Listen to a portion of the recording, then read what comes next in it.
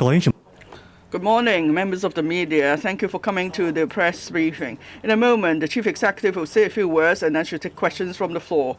First, can I invite the Chief Executive to speak, please? Members of the media, members of the public, good morning. Today, I would like to give you an account of the latest situation in relation to the epidemic. But of course, you may notice that I have a new colleague here who will be responsible for dealing with media at the Chief Executive's office. The name is Nicky Ng, so I hope he'll work with you closely. And then my last colleague, Mr. Arsen Yu. Now, he was the bridge between me and the media, and now I wish him all the best in his new position. In terms of the epidemic, last Wednesday, on the 5th of January,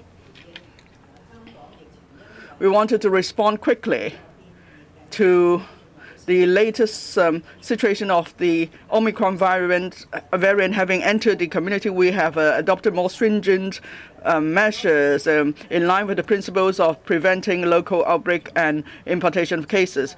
At the time, I said we had to move swiftly and promptly in a targeted manner. And in particular, in terms of the social distancing measures, we didn't move a notch up at a time. Instead, we went for the most stringent measures in one go. And the new measures came into effect on the 7th of January, last Friday, for 14 days. Now, I'd like to give you a report of the latest situation. In terms of the global situation, Omicron variant is still raging around the world. In some countries, it seems the situation has stabilized, but there are still a high number of cases in relation to the Omicron variant. And then in Hong Kong, since the 30th of December, now these days are important because we need to explain to you that now that we've seen Omicron in the community, we have to have corresponding measures. Now, the first local infection was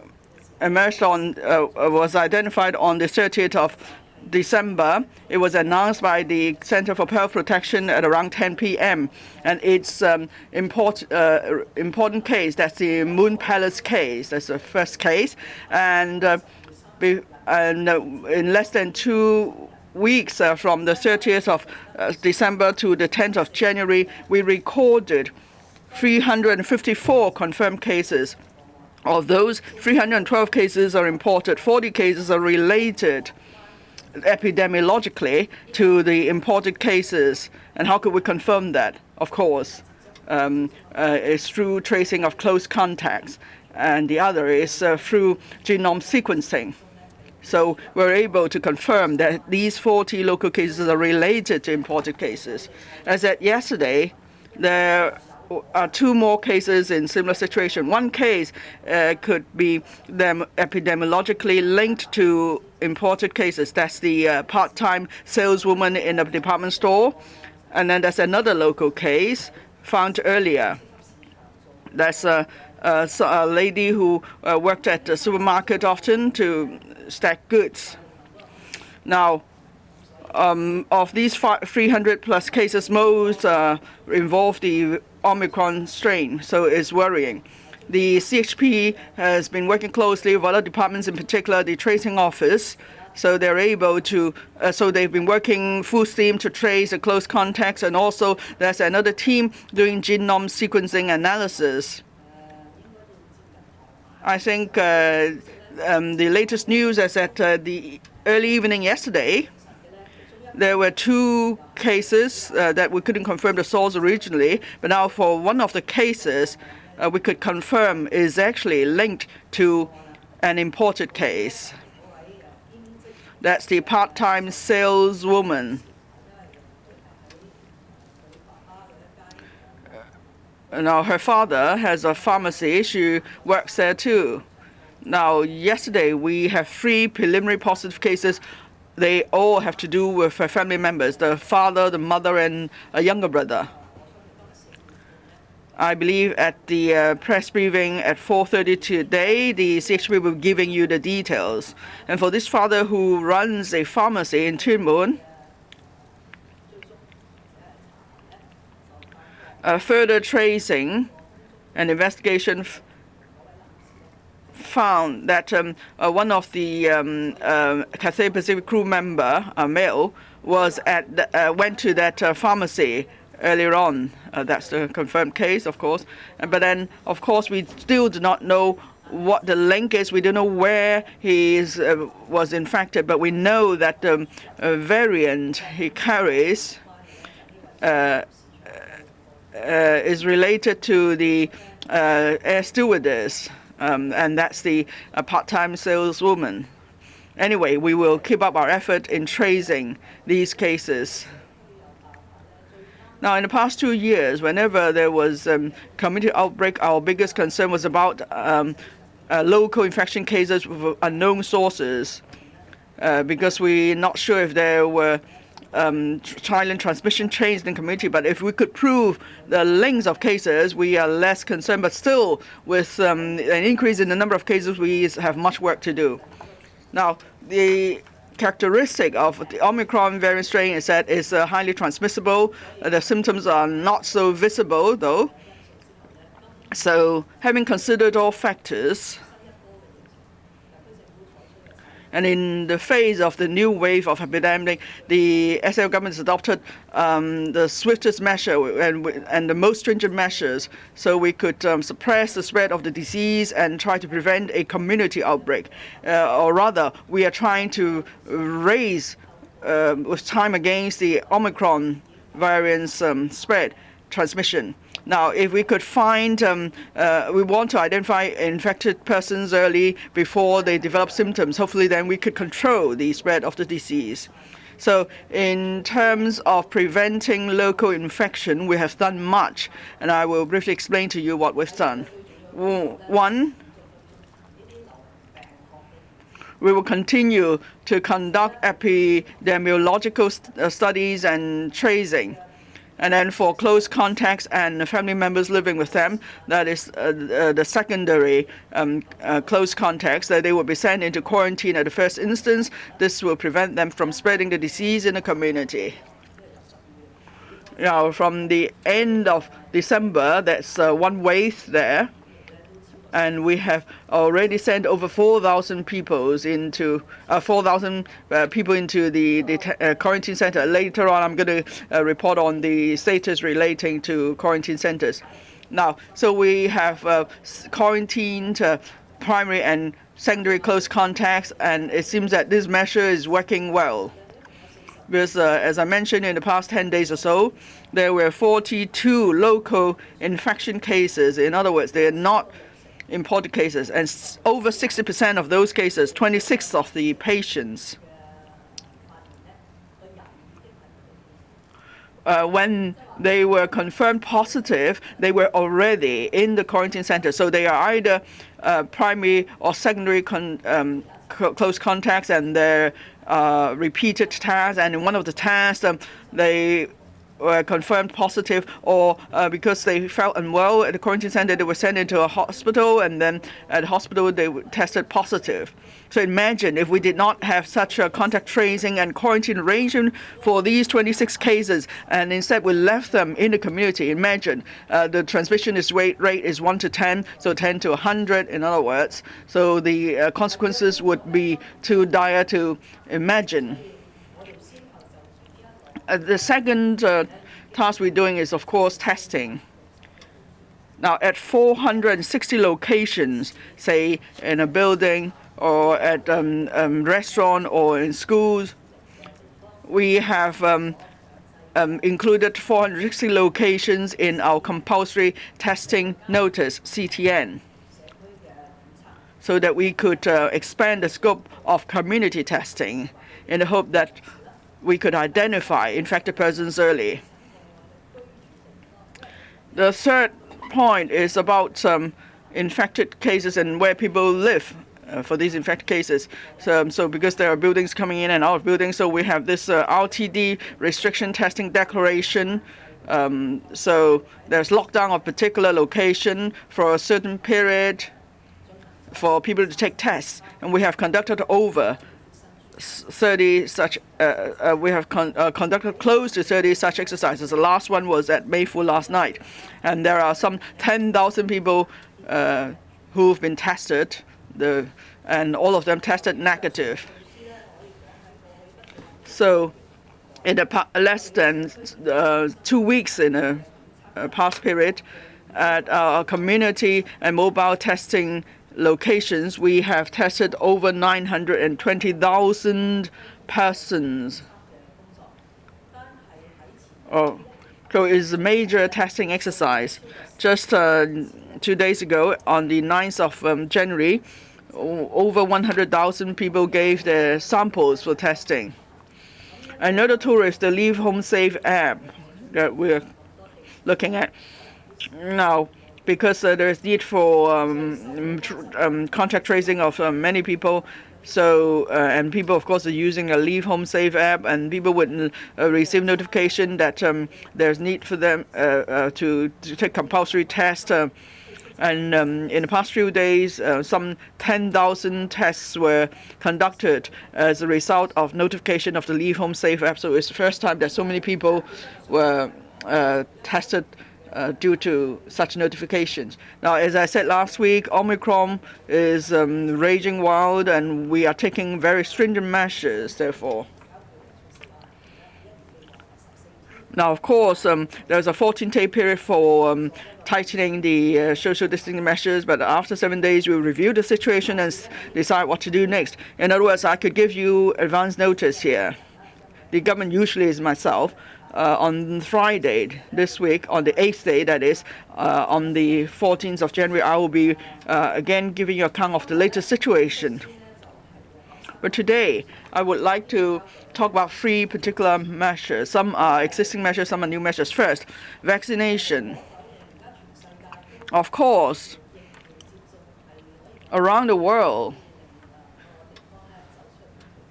we're saying that vaccination is one way for us to come out of the pandemic. So the various measures, therefore, are adopted to boost the vaccination rate.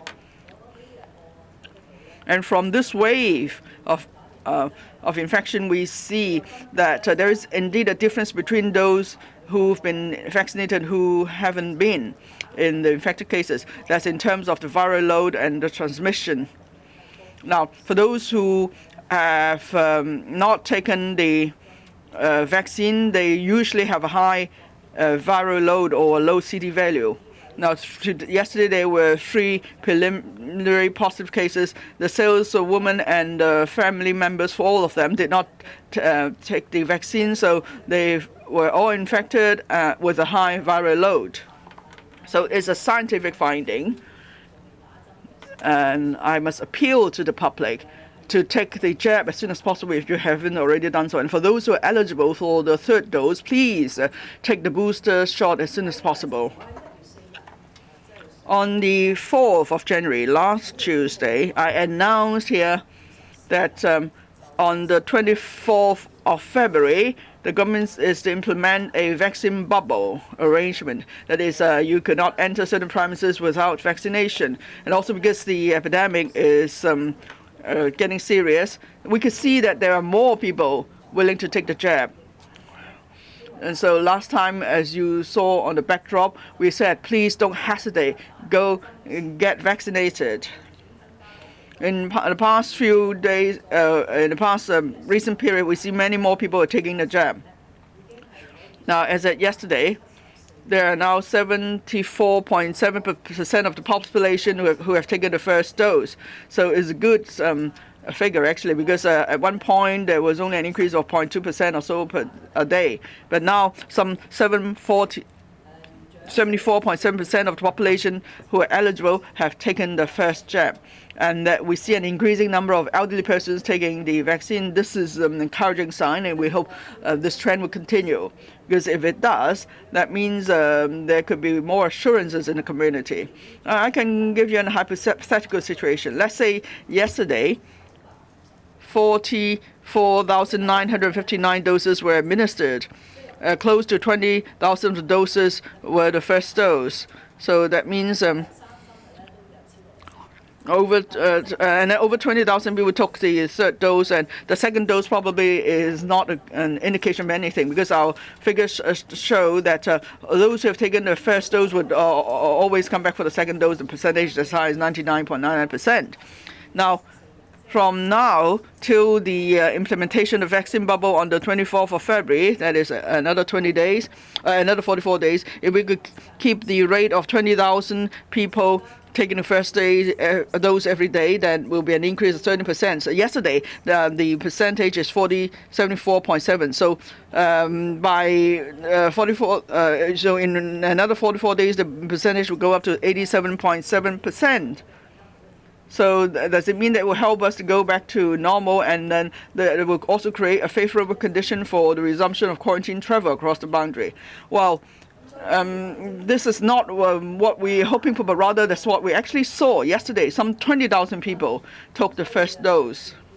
So that's why we have to do more to boost the vaccination rate, because we're seeing more people taking the vaccination. So we have increased manpower, we have extended the service hours, and also we're setting up all different forms of vaccination spots. So that's why, as at today, we're able to administer some 1.3 million doses in a month, compared to about 10 days ago. That's an increase of 30%, and that's exactly as I mentioned. It's because we've increased manpower and extended the service hours. And there are many channels for taking vaccination. There are 13 vaccination centers, spots in public hospitals, and there are 2 mobile vaccination stations at different places. And then the hospital authority announced yesterday, instead of just 2 clinics, 24 clinics will be administering the vaccination. So, and then over 1,000 private doctors' clinics could provide Sinovac or CoronaVac vaccines, and then there are also 24 private hospital spots. And then we've also announced that starting from the 21st of January, Tuesday, there'll be 2 more community vaccination centers. One is at Kowloon Tong, and another is Kowloon Bay. And I'm announcing now we're adding 2 more centers before the end of the month at the San Yat-sen Memorial Park Sports Stadium, and also Boundary Street Sports Center. So in other words, by the end of the month, there will be 14 community vaccination centers. So that will help us to boost the number of doses that we could administer per month to above 1.3 million doses. So obviously we have enough doses to cope with the daily demand. Yesterday, I mentioned that we're now administering 10, 20, 30, 40,000 doses a day, and so we have the capacity to administer doses. And especially for the elderly, the vaccination rate still remains low. For the age group 70 to 79, only about 50% of the population have taken the vaccine. And then for those above 80, the vaccination rate is only 20%. So you can imagine, if they're infected, they're the most vulnerable group. For the unvaccinated elderly, they would suffer more serious conditions than those who've vaccinated. So we have to boost the vaccination rate for the elderly. If we draw the line at the age of 60, for those aged about 60 who haven't yet taken the jab, we are talking about 900,000 people. So we need to facilitate vaccination by the elderly. So we have done the following to achieve that objective. First, elderly persons may not know how to make bookings online. They rather would want to get same-day disc. So from today onwards, we're only giving same-day walk-in code to places to those aged 60 or above at the vaccination centers. And then yesterday, I've also asked that we should continue to enhance vaccination services for the elderly. So I'm announcing a new measure. Under the Department of Health, they have the elderly health centers. There are 18 such centers.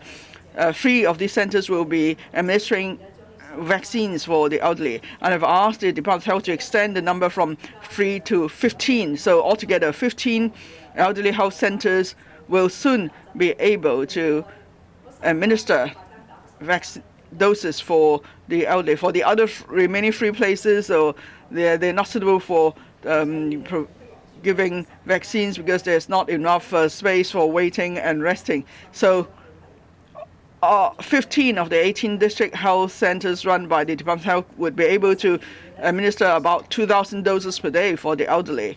The Department of Health will be announcing the details later. Another focus is the elderly residential care homes for the elderly. Now, Professor Sylvia Chan was interviewed this morning at a radio program. She said she would be proactively inviting doctors to do assessment for the elderly residents, and hopefully they could convince family members to allow the elderly to take the jab. Now, I will be asking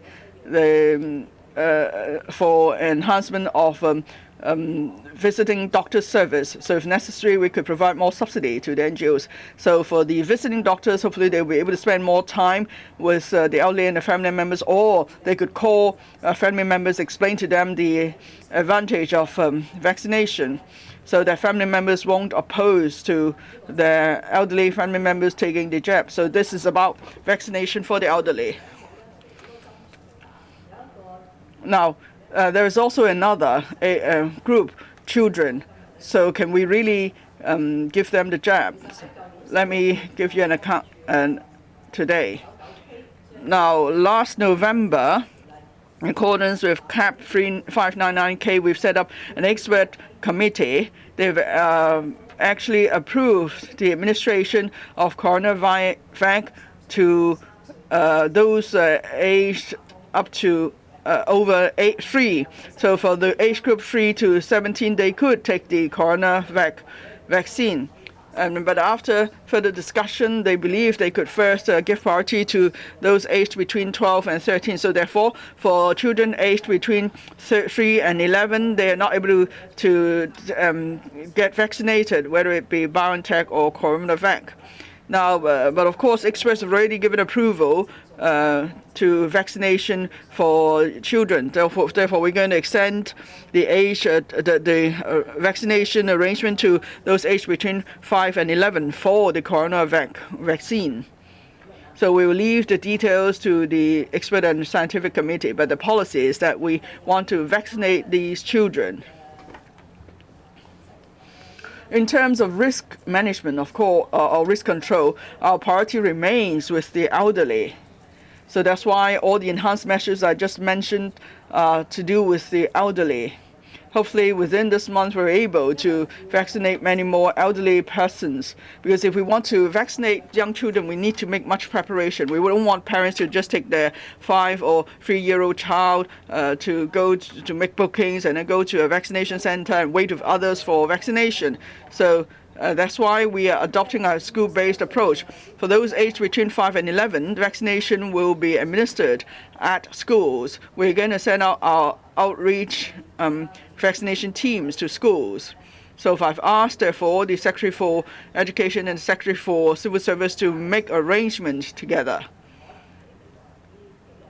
But vaccination would not take place probably in the next few weeks. The reason is because today I'm going to announce that all kindergarten and primary schools must stop face-to-face classes until after the Chinese New Year holiday. So if everything is brought under control, then primary schools and kindergartens will only resume classes after Chinese New Year, and then we'll go to schools to give them the vaccine. Not long ago, just last week, actually, I mentioned that the most difficult decision for me to make during the epidemic is about closure of schools. And the later stage, it was even more difficult to make that decision because classes were suspended for so long. Many children were not able to go to school and meet with their friends. So it's very difficult to make a decision on suspending face-to-face classes because on the one hand, we want to protect them from infection, but then if we suspend classes, we know there will be drawbacks in relation to their mental and physical development. But then why are we making the decision today? Let me explain that. that is because now we've seen 3 infected cases involving young children. 2 cases involve 3-year-olds and 1 case is a 4-year-old. And these are children in kindergartens or in nurseries. They didn't get infected at the kindergarten or the nursery, but they were infected at home by family members. But before they were found out after infection, they went to school.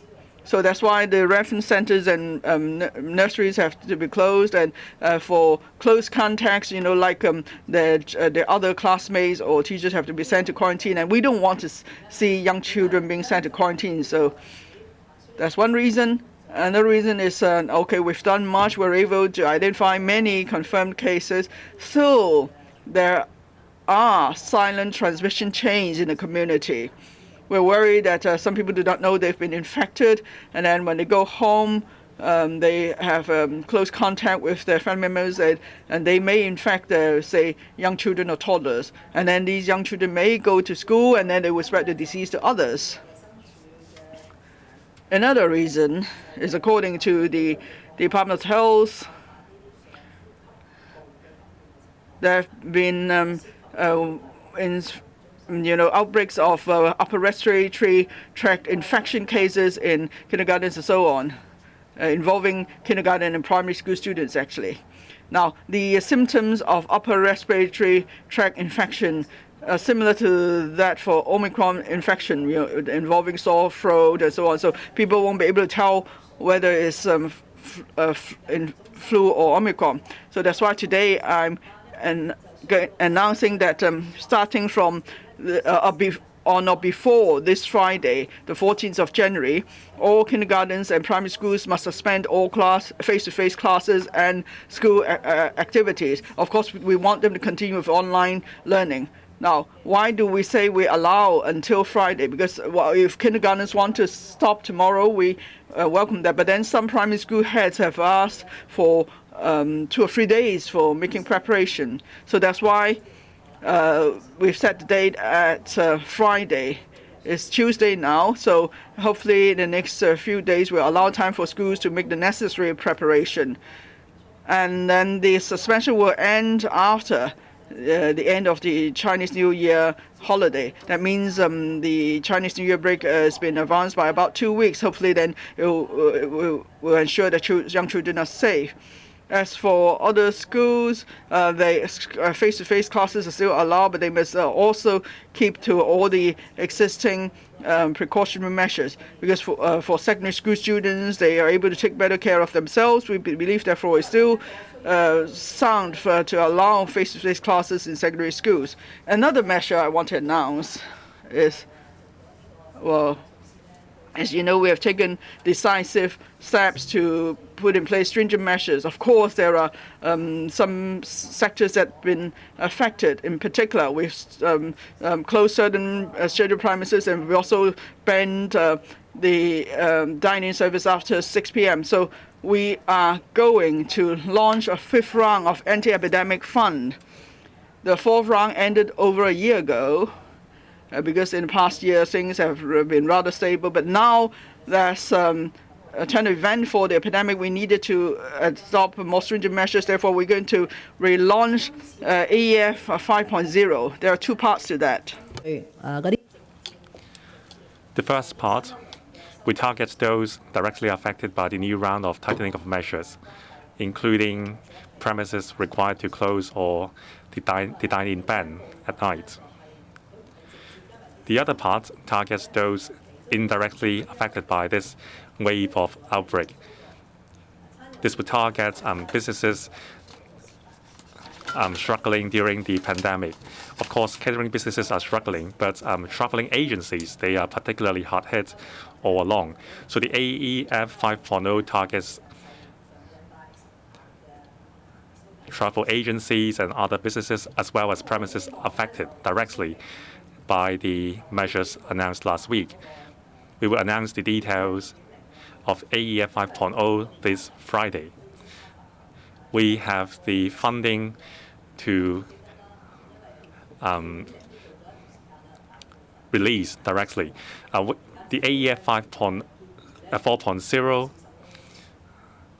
after the AEF 4.0, we still have $4 billion remaining in the fund, sufficient for another round of AEF.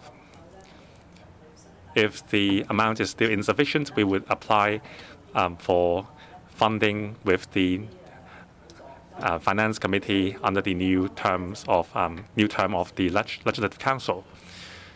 We would use the blueprints of AEF 4.0. We have absorbed lots of experience and comments and voices from the stakeholders. For example, for beauty parlors, we would categorize the businesses according to the number of beauticians in the business. To be fair, we would adhere to the framework of AEF 4.0. Now, the amount of subsidy will be different. During AEF 4.0, we asked them to close for 100 days, and the dine-in ban lasts for some 70 days. Now, this round of restriction has just been announced last week. We don't want to close the businesses for so long. So in this Friday, we will announce the details of the upcoming AEF 5.0 and the amount involved. So we would like to give the businesses the good news to reassure them. So I will take questions now. This is the questioning time. Please raise your hands and please identify your media organization and use our microphone to ask your questions. On my left, the gentleman at the back. Chris from the South China Morning Post. Given the current situation, are you confident that Hong Kong can still attain the dynamic zero infection policy that you mentioned earlier? And also, are you confident that life can return to some form of normality before the Chinese New Year? Second question about the party that happened last week. Some lawmakers and attendees of the party said the focus shouldn't be on the guests, with some already identifying themselves as victims as well. They said the problem lay in the government's policies in Cathay Pacific. Do you agree with that? And do you think the government is to blame ultimately or at least partially for the controversy that emerged? And also, will the government take actions against CX as well? The last question, do you think that the controversy will have a bearing on your consideration as to whether you'll seek a re-election or not? Thank you. Well, thank you for those three questions. Let me briefly answer the last one first. I'm not going to respond to or comment on any questions relating to my future. So as far as two questions, one is about our confidence in fighting COVID-19. Although there have been criticisms about the way that we handle this epidemic, but I hope people will fairly judge the Hong Kong situation. We have so many people who have committed so much resources within government and outside of government. We have a population which is generally very compliant with the various rules and regulations. Hong Kong's COVID-19 control situation is not bad. If we look at the number of confirmed cases, the number of fatalities, the ability to continue normal business, there's no city lockdown, and so on. So I would say that previous experiences have given us the confidence that we should be able to overcome this Omicron wave. The fact that after now 12 days since the first local Omicron appeared in Hong Kong, we have not seen what has appeared in other places. That is an exponential surge. Up till now, 42 cases, okay? And every case except one could be linked to the source, so to speak. So I remain optimistic and confident that we should be able to overcome this latest round of cases.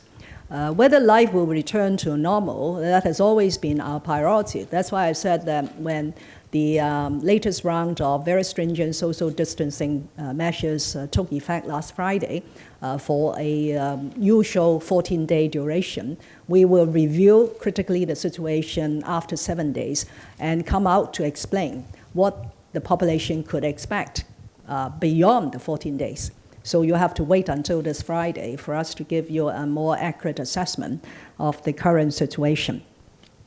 Now, about the birthday party, this is a most unfortunate event because of a large numbers of people involved. And in fact, I don't know whether this is the final figure. Dr. Zhang Zhokguan mentioned a figure of 214 guests who had attended this occasion at different periods of time.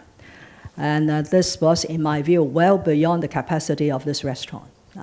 And I'm sure the Food and Environmental Hygiene Department will shortly release some preliminary investigations about the restaurant, whether this restaurant could actually legally operate with this sort of dinner gathering.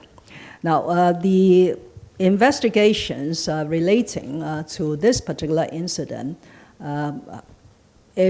cannot be directly linked to other things that we are doing. We are dealing with an outbreak in a dinner party, so the Center for Health Protection people are diligently trying to do the contact tracing so that we could prevent the spread of the infected case to other guests attending that occasion. And unfortunately, we already have a second case, another lady who was confirmed of her positive COVID-19 test and have been sent to hospital.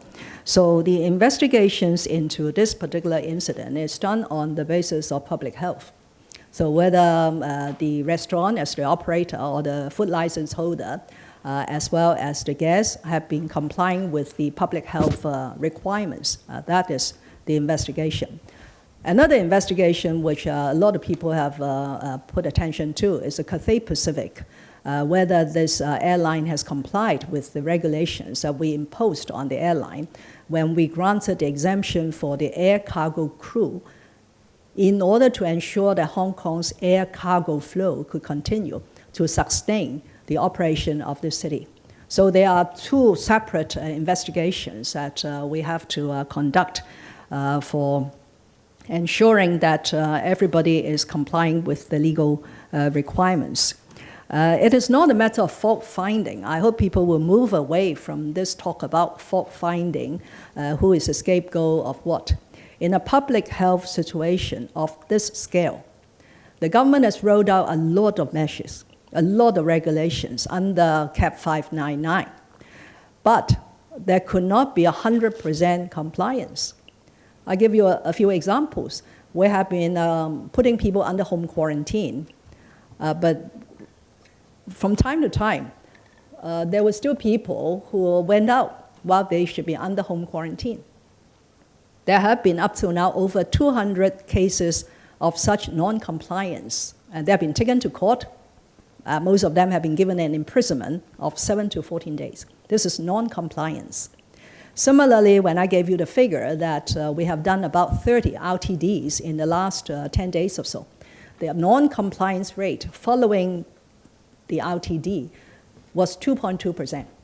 So of 100 people subject to RTD in a residential building, subsequent enforcement show that 2 persons have not come out for the test. So this is non-compliance, okay? Cathay Pacific is a very big non-compliance because the air cargo crew should not have gone out during the quarantine at home. And worse still, if we discover through full investigations that some crew of Cathay Pacific or some staff of Cathay Pacific should not have been traveling back on a cargo flight and enjoying this exemption, that would be a much bigger non-compliance. But this has to be put under full investigation. And we will take the legal action once we have the full evidence of what wrong it has gone into. Now, the dinner party is another example of non-compliance. Whether that restaurant fulfills the requirements of a Cat D restaurant. A Cat D restaurant has a lot of requirements.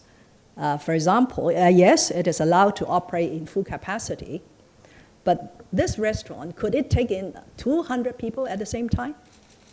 I have not been to the restaurant, but some reporters show the photos and measure the size. It could hardly take in 200 customers in a restaurant like this. And Cat D restaurant has other requirements for the guests, for the customers. They have to use the Leave Home Safe. 2/3 of the customers have to be vaccinated. Have all of these been complied with? These are all areas that we need to investigate. So there's no point to say who is at fault and who is the source of all this problem, because the problems will occur as we continue to fight epidemic. Non-compliance will happen. Nobody could aim. Could not aim at 100% compliance and put everybody under a very absolutely safe environment. But the importance is we maintain the vigilance to enforce, and we punish people who fail to comply by issuing penalties and also taking them to court and other things. So this is the current situation about the various cases of non-compliance. Thank you. 下一條問題。 Next question, to my right, the last row, the lady there. I'm from Now TV. Good morning.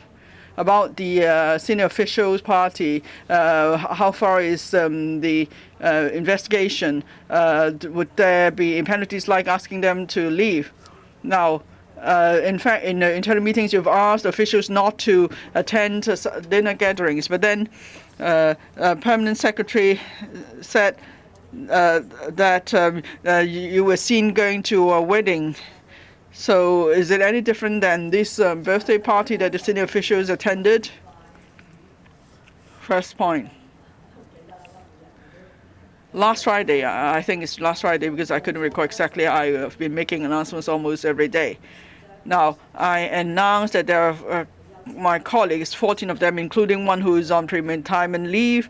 I said we would be conducting investigations on them. So I've asked the Secretary for Civil Service to do investigation for civil service colleagues. As for the Director of the Chief Executive's Office, he will investigate non-civil service colleagues, including principal officials and the Commissioner of ICAC. I haven't yet received their investigation reports. But let me stress again. If you read carefully the Chief Executive's statement, now whether it be the Chief Executive's Office or the Secretary for Civil Service, we are not doing investigations in relation to the law. That is, whether this restaurant is complying with Type D, the requirements of Type D restaurant, and whether guests are complying with the Type D requirements. That's matter for the Food and Environmental Health Department. That's not the scope of our investigation.